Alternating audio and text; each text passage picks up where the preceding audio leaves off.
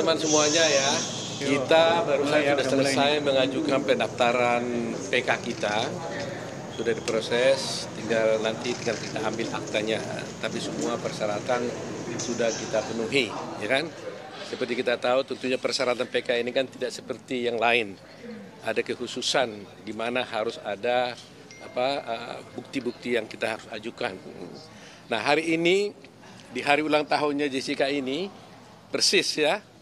Kita nggak rencanakan loh sebenarnya. Sebenarnya itu kemarin ya, kemarin yang harus kita daftarkan, tapi karena suatu hal kita putuskan hari ini. Ternyata hari ini hari ulang tahun Jessica. Nah, peristiwa terjadi pada tahun 2016, itu 8 tahun yang lalu di pengadilan negeri ini. Itu mungkin Jessica sedikit agak tegang karena dia dulu datang sini selalu dengan baju putih ya, Jess ya. Dengan baju putih, dia bilang tadi saya waktu di mobil, dia bilang, waduh Om, gimana, ini 28 tahun lalu saya agak sedikit trauma juga lihat pengadilan katanya. Tapi saya bilang kan suasananya kan berbeda.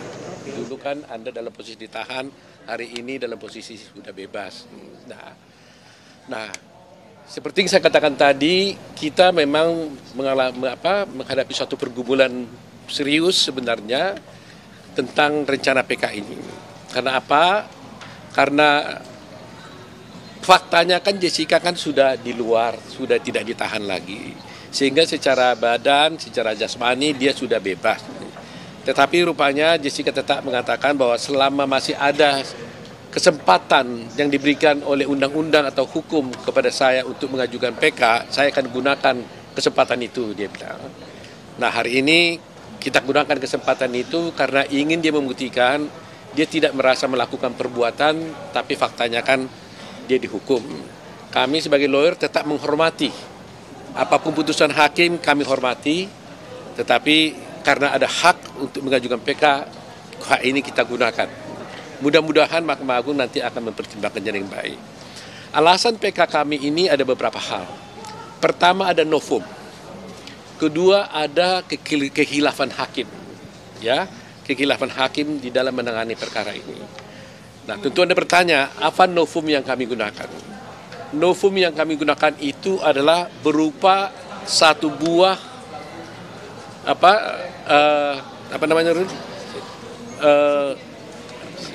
semacam flash disk ya. Satu buah flash disk berisi rekaman kejadian ketika terjadinya tuduhan pembunuhan terhadap Mirna, yaitu di Oliver, ya kan? Sebagai latar belakang buat kita supaya ingat bahwa Jessica ini diadili dengan tidak ada satu saksi pun yang melihat bahwa dia memasukkan racun ke dalam gelas. Satu orang saksi pun tidak ada. Tetapi pada waktu itu diputarlah CCTV yang ada di restoran Oliver. Nah, inilah menjadi dasar, jadi petunjuk bagi pengadilan untuk menghukum Jessica ini. Ya, jadi dasarnya itu. Kalau CCTV tidak ada, dia tidak akan bisa dihukum karena tidak ada saksi pun yang melihat. Pertanyaannya apa kaitannya dengan CCTV ini? Sejak semula di persidangan dulu pun kami sudah dengan tegas menolak CCTV ini diputar dengan alasan kami tidak melihat bukti bahwa dari mana sumber diambilnya CCTV ini. Tidak ada dokumen atau bukti yang mengatakan ini diambil dari dan dengan cara yang sah. Tidak diambil oleh penyidik, tidak diambil oleh pihak kepolisian, tapi muncul tiba-tiba CCTV ada di sana. Bahkan dekodernya tempat CCTV adanya, itu waktu kami minta diperiksa pun dalam keadaan kosong. Nah, atas dasar itu kami lihat ternyata suatu peristiwa, ada suatu tayangan CCTV itu ada dimiliki oleh seorang bernama siapa bapaknya? Darmawan Salihin. Darmawan Salihin ini adalah ayahnya Mirna. Dia waktu itu di TV One ketika wawancara dengan Karni Elia, dia mengeluarkan CCTV ini. Dia mengatakan bahwa ini adalah CCTV yang ada di Oliver dan tidak pernah ditayangkan di persidangan. Dan ini disimpan sama dia. Artinya, berarti seluruh rangkaian CCTV itu sudah terpotong-potong. Tidak utuh lagi pasalnya. Kalau ada pokoknya rekaman dari jam 6 sampai jam 6, ada yang hilang di dalamnya. Nah, salah satu diantaranya adalah yang diambil oleh bapaknya, yang itu Darmawan Salihin. Dan kami beruntung dan terima kasih kepada TV One, Pak Karnelias, kami diberikan bukti ini secara resmi, dan inilah yang kemudian kami analisa. Jadi pertama, tanpa melihat isinya pun sebenarnya kita sudah dapat simpulkan bahwa berarti rekaman CCTV yang diputar di TV Pengadilan itu sudah tidak lengkap lagi. Kalau sudah ada yang terambil secara tidak sah, berarti potensi yang lain pun sudah ada mungkin yang diambil. Jadi tidak lagi tersambung, ada yang terputus. Nah, atas dasar ini kami analisalah semua fakta-fakta ini. Nah, kemudian seperti kita katakan, novum itu kan suatu fakta yang sebenarnya sudah ada pada waktu itu, pada waktu sidang dulu, tetapi kami tidak temukan. Itu prinsip novum. Nah, tadi saya katakan tadi ada CCTV, rekaman CCTV yang diambil dari Oliver dan tidak pernah diputar di dalam persidangan, sehingga menjadikan semua perkara ini menjadi absurd gitu. Nah, kedua, akhirnya kami menyelidiki lagi, kami menemukan dan menggunakan ahli. Terus terang aja kami menggunakan ahli itu Rizwan Syarifar.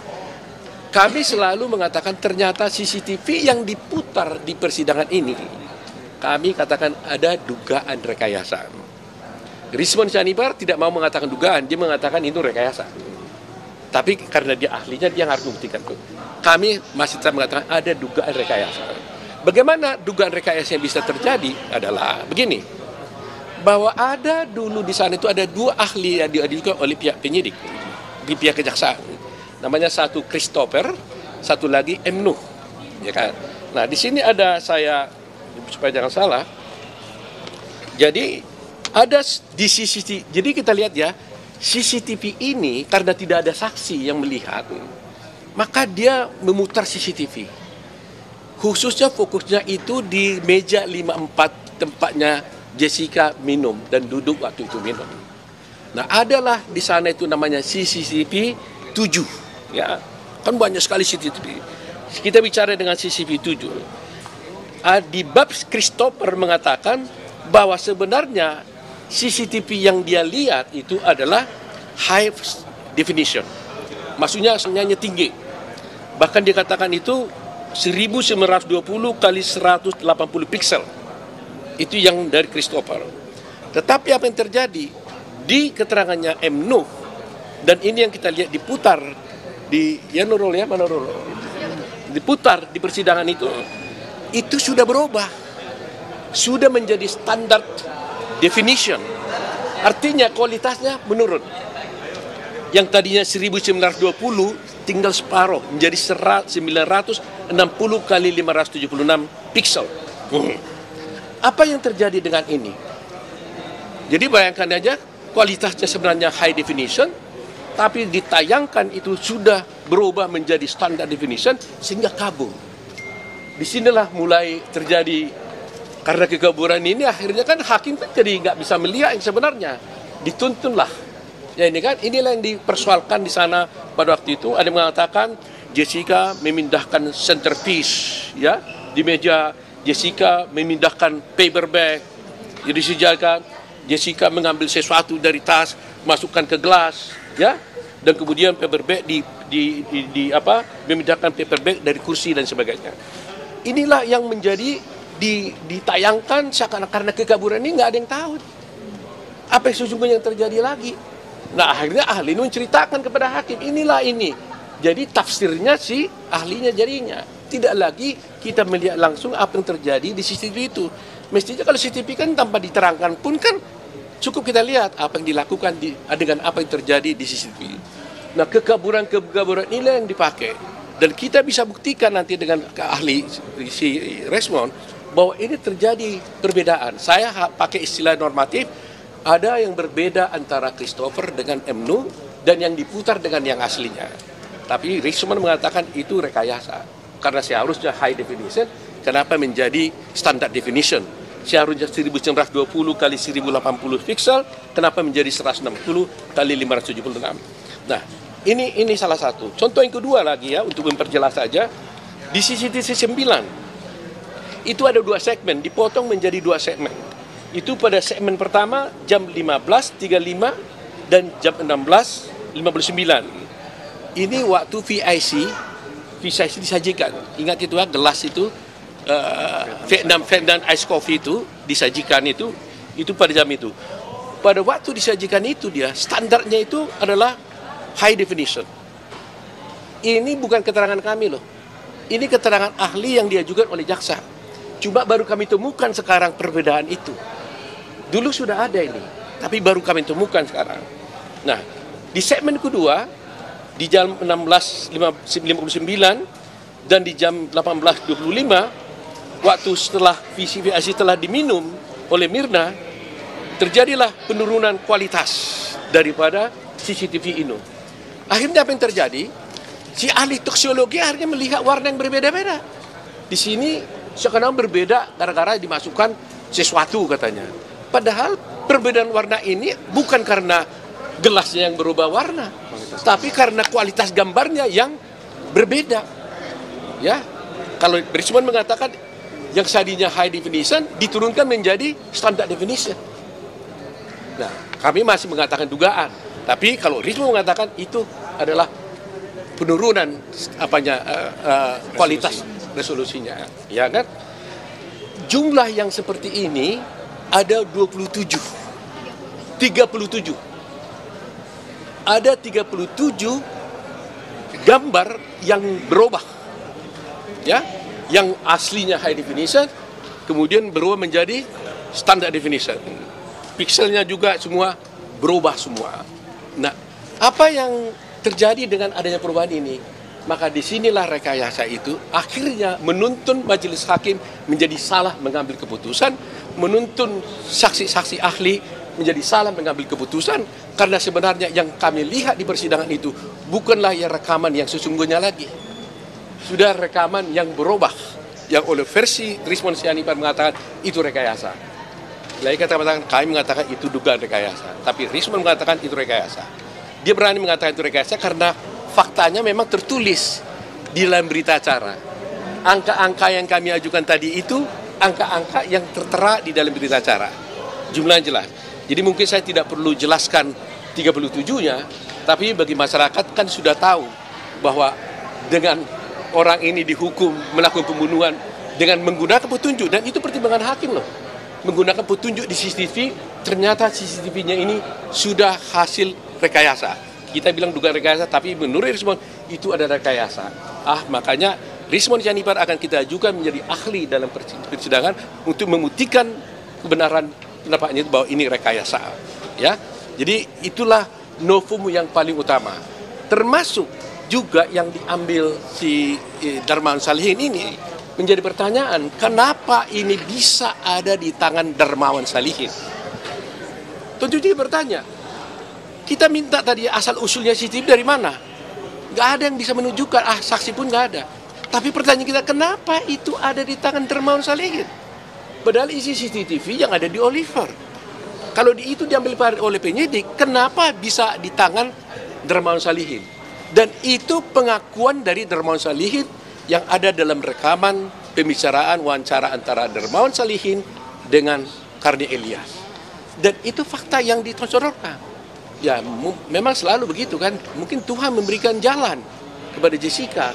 Kok tiba-tiba dia keluarkan? Kalaulah dulu itu dikeluarkannya, bahwa memang itu sudah terpotong-potong, pasti hakim membebaskan Jessica. Pasti. Kalau dia bilang, Pak, itu nggak asli lagi karena buktinya ada di tangan saya, itu nggak asli lagi dan tidak lagi kronologisnya sama. Jadi kalau satu peristiwa terpotong-potong, puzzle-nya hilang kan? Nah, Rismon juga nanti akan menjelaskan bahwa ada suatu jam tertentu ketika siapa yang menyiapkan makan minuman? Agus Triyono dan yang buat itu Rangga. Ya, di situ di proses Rangga membuat kopi itu ada terhilang juga beberapa CCTV-nya. Jadi ada peristiwa-peristiwa sebenarnya yang ada, tapi oleh Rismon mengatakan ini hilang nih, gitu, terhilang dia. Jadi kenapa? Kalaulah itu muncul, mungkin kita tahu apa yang sesungguhnya terjadi. Apakah memang kopi itu waktu di baristernya sudah ada suatu racun? Apakah di Agus Riono? Tapi dengan hilangnya peristiwa ini menjadi cukup dugaan buat kita untuk membuktikan bahwa bukan Jessica yang melakukannya. Jadi ini salah satu. Tapi peristiwa ini ada 37. Saya tidak mungkin perlu jelaskan di sini 37-nya, tapi cukup bagi kita untuk meyakini bahwa CCTV itu adalah sudah ada, kami sudah ada hasil rekayasa berdasarkan keterangan Rismond, dan mudah-mudahan ini kami bisa buktikan di dalam persidangan. Nah, kedua, di samping novum tadi, kami juga mengajukan alasan kekeliruan hakim. Begini ya, ini saya minta ini juga wartawan bisa menyebarluaskan informasi ini. Karena hanya dalam kasus Jessica inilah ada dituduh dia bersalah melakukan pembunuhan dengan racun tanpa korbannya tidak diotopsi. Semua pembunuhan di Republik ini pasti diotopsi. Kasus Sambo itu juga Brigadir J juga diotopsi. Kasus Vina yang 2016 pun itu juga dilakukan otopsi. Yang lain-lain juga dilakukan otopsi. Yang kemarin juga yang korban-korban ya Vina dan juga yang penjual goreng dan sebagainya semuanya diotopsi. Pertanyaan saya, kenapa hanya satu-satunya Jessica dihukum tanpa otopsi? Adil nggak ini? Adil nggak? Kenapa? Nah, oleh karena itulah saya sebagai pengajar, saya mengajar kepada mahasiswa saya. Setiap mahasiswa saya bertanya, apakah otopsi mutlak diperlukan terhadap pembuktian seseorang mayat seseorang yang mati di luar sakit, tapi mati tiba-tiba, apalagi dengan racun, apakah diperlu otopsi? Saya selalu katakan mutlak diotopsi. Dan tanpa otopsi tidak ada case, no case, ya, without otopsi. Karena otopsi itu dipakai untuk alat untuk pembuktian di pengadilan, ya kan? Nah, oleh karena itu sampai sekarang Mahkamah Agung kami sudah meminta berkali-kali di dalam memori kami hendaknya membuat suatu keputusan. Apakah memang otopsi itu mutlak diperlukan? Apakah otopsi ini boleh tanpa diotopsi bisa dinyatakan dia mati karena racun? Dan diketahui pula lagi matinya karena sianida. Ini buat kita mungkin biasa, tapi bagi hukum, bagi keadilan ini sangat penting. Jadi karena ini tidak dipertimbangkan oleh hakim di dalam pertimbangannya, kami menganggap ini hal yang baru. Kami menuntut untuk memintalah appeal lah ya kepada Mahkamah Agung, buatlah putusan. Kalau hakim Mahkamah Agung mengatakan nggak apa-apa tanpa otopsi bisa dinyatakan dia mati karena racun, itulah putusan hakim. Ya kan? Walaupun kalau memang harus dengan otopsi, bebaskanlah Jessica. Karena dia tidak pernah, korbannya tidak pernah diotopsi. Bayangkan orang mati tiba-tiba di sana. Lantas hakim mengatakan dia itu mati karena racun dan dia tahu pula itu adalah racunnya sianida tanpa diotopsi. Bagaimana ini bisa terjadi? Nah, ini salah satu yang kami perjuangkan. Kedua, juga kami punya bukti dan mudah-mudahan kami ini bisa diizinkan membuka di persidangan. Itu jumlah kopi sisanya kopi yang ada dicek di Mabes Polri itu sesungguhnya itu tidak cocok lagi dengan aslinya.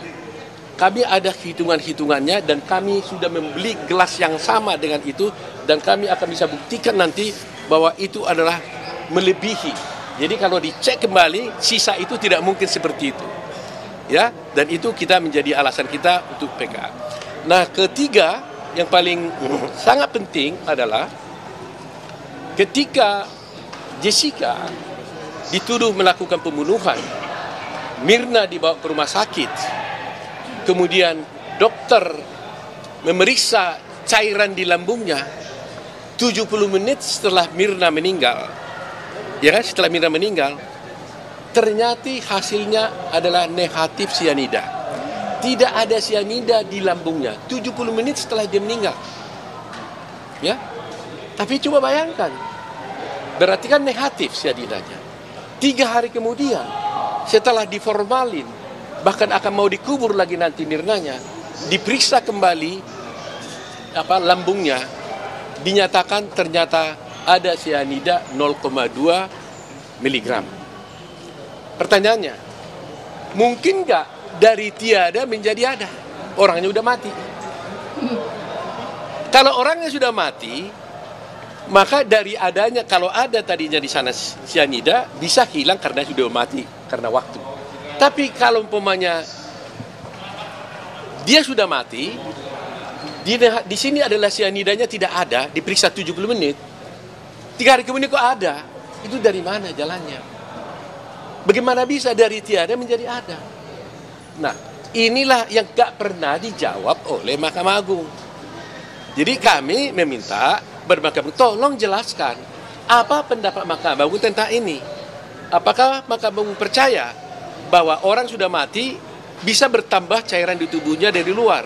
Atau dari mana? Bisa dijelaskan. Karena di dalamnya waktu 70 menit tidak ada sianida itu. Kok tiba-tiba 3 hari kemudian jadi ada? Dari mana? Nah, itulah yang ingin kami jelaskan. Jadi masih banyak ya yang dulunya sudah ada, tapi kami tidak mengajukan ini karena tidak dipertimbangkan. Dari kalimat kuncinya adalah semua ahli yang kami ajukan dalam persidangan dulu, baik yang dari Melbourne, baik dari Sydney, baik dari Indonesia, baik dari Gold Coast ya, si Beng Beng Ong ya, itu satu pun tidak pernah dipertimbangkan. Nggak pernah dipertimbangkan. Seharusnya putusan yang benar haruslah memberikan pertimbangan yang cukup. Kalau dipertimbangkan, dia tolak kesaksian itu haknya Mahkamah Agung.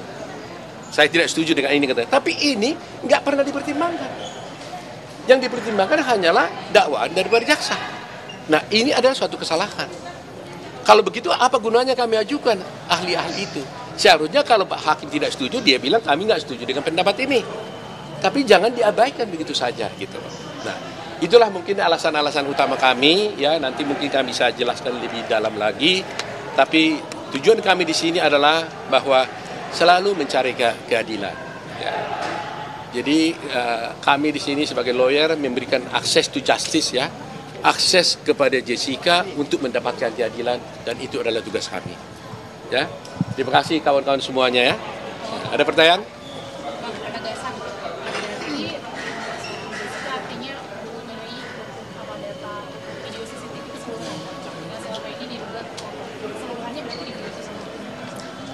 Jadi gini, kita minta dulu, kan nggak pernah dikasih. Termasuk Christopher dan Emnu, waktu mereka bersaksi nggak dikasih. Tapi akhirnya kami melihat dari keterangan ahli mereka sendiri. Kalau itu dibaca dan diterjemahkan kepada CCTV, terbaca itu semuanya. Terbaca gitu loh ya. Walaupun CCTV-nya semuanya tidak dapat. Ya kalau melalui tayangan televisi kita sudah dapat. Melalui tayangan Ice Cold ya juga kita dapat, ya kan. Tetapi kan karena kami tidak dapat, kami menerjemahkan semua CCTV itu dari berita acara yang diterangkan oleh Emnu dan juga oleh Christopher. Betul. Ya. Anda mungkin yang tahu lah soal itu ya. Kita nggak dalam posisi untuk mengatakan siapa yang melakukan rekayasa, tapi yang pasti kami menduga itu rekayasa, ahli kami mengatakan itu bukan dugaan, tapi itu udah rekayasa. Versinya respons Yanipa. Gitu.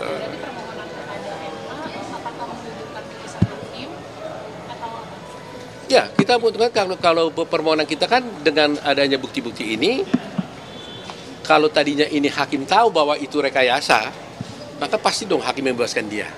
Jadi permintaan kami supaya dia dibebaskan dan tidak terbukti melakukan tindak pidana pembunuhan yang dituduhkan kepada Jessica. Gitu. Ya dipulihkan lah. Seperti saya katakan, walaupun Jessica udah di luar, tapi kan harus dipulihkan kan harkat martabat dia kan sebagai warga negara biasa. Coba bayangkan 28 tahun dia dulu umurnya, sekarang sudah 36 tahun, hilang 8 tahun di penjara. Dan kalau tidak ada PB, bayangkan aja 20 tahun hilang masa depannya dia. mengerikan juga kan. Untuk penegasan berarti kalau tadi dikatakan tidak ada otopsi seharusnya batal demi hukum gitu. Ya, kalau tidak ada otopsi, tidak ada kasus ini. Bahkan Krishnamurti sendiri juga mengatakan, kita bisa nonton di film Ice Cold itu, dia bilang no autopsy, no case. Dan saya, ketika saya pergi juga pada ahli di luar Melbourne, semua ahli saya yang di Melbourne Sydney mengatakan itu, saya pergi ke Singapura juga, mereka mengatakan kalau tidak ada otopsi itu tidak ada kasus, tidak ada case. Sehingga dia bilang kenapa ini menjadi kasus, otopsinya nggak ada. Dan kita bisa lihat kan, Sambo diotopsi, Vina diotopsi, yang lain-lain juga diotopsi gitu. Jessica,